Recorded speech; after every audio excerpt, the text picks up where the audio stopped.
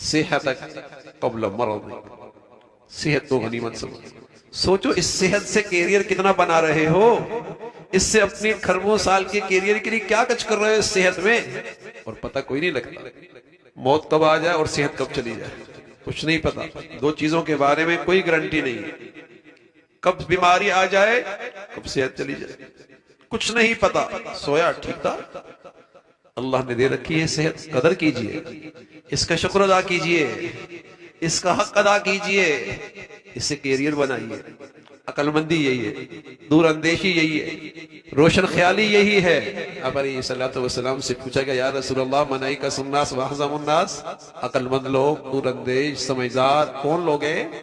آپ نے فرمایا اکثرهم ذکرا للموت اکثرهم استعدادا للموت، عقل مند آدمی وہ ہوتے ہیں جو کیریئر کی تیاری میں لگے رہتے ہیں، جو خربوں سال کی زندگی کو سامنے رکھ کر ان نعمتوں کو استعمال کرتے ہیں، یہ ہیں عقل مند لوگ۔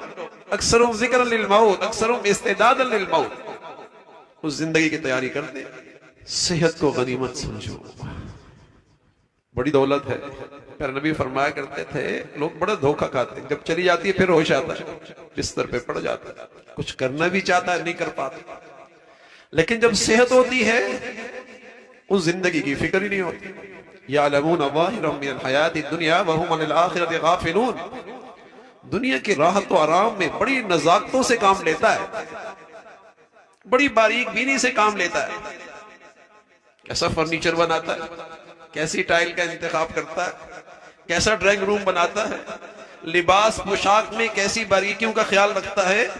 یعلمون ظاہرا من الحیات، بہت جانتا ہے دنیا کے بارے میں، لیکن جہاں زندگی ملنی ہے اور جہاں زندگی رہنی ہے اس کے بارے میں بالکل غافل ہے۔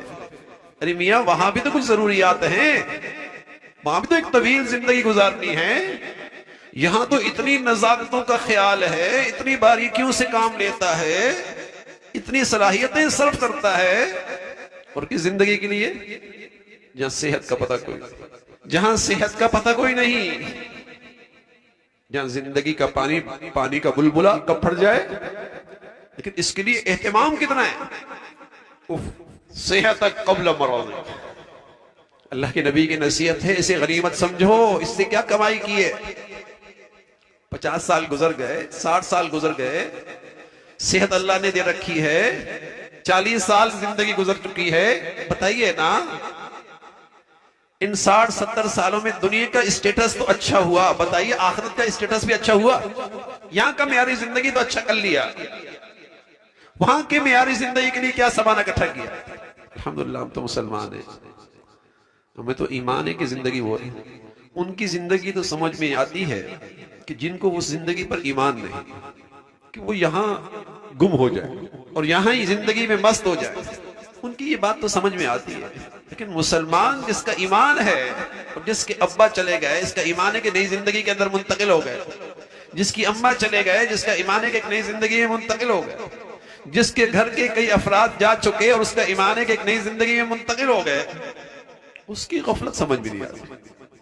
وہ کیسا مسلمان ہے کہ جانا بھی ہے اور تیاری بھی کوئی نہیں، اور جانا ہے اور یقینی، اور پھر بھی فکر کوئی نہیں، نہ اپنی نہ اولاد کی۔ یہ مسلمان کے ایمان سے کوئی میل نہیں کھاتی زندگی، مسلمان کے ایمان سے یہ زندگی میل نہیں کھاتی کہ ایسا بھی ہو سکتا ہے۔ ورنہ آپ کو دنیا کے چھوٹے سے گھر سے جب شفٹ ہونا ہوتا ہے تو آپ تیاری کرتے ہیں، اور اس طویل زندگی کی طرف شفٹ ہونا ہے تو کتنی تیاری، کتنی اس کی فکر ہے۔ تو وہ ایک زندگی ہے، تو صحت اللہ نے دے رکھی، اللہ تعالیٰ نے صحت دے رکھی،